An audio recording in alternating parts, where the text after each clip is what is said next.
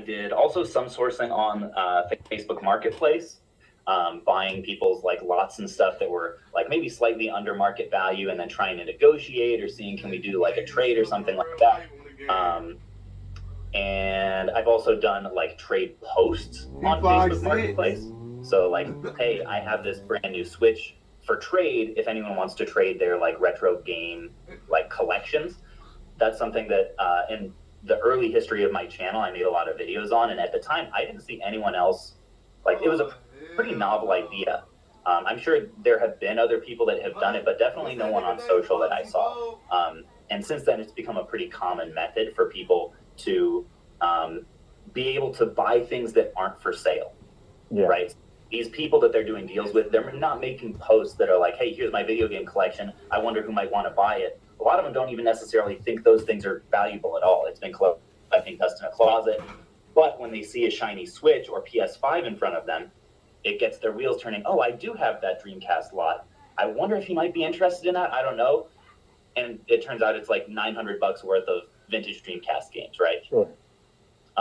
So that was another iteration. That by the end of 2020, I saw a lot of other people in my area specifically doing that. So the competition had risen, and I was having to go through more and more messages to find a decent deal.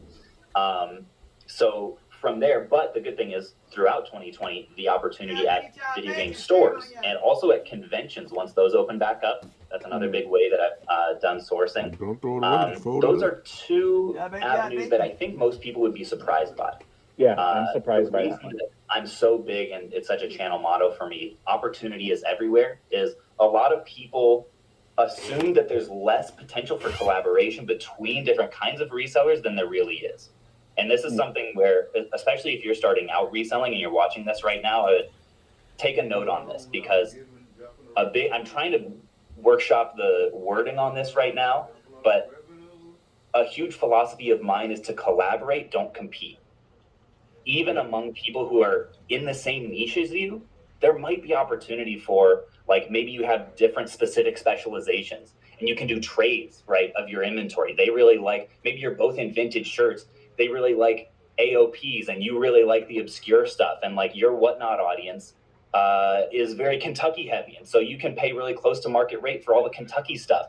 And they really like your stuff that's from, the West Coast that you get randomly.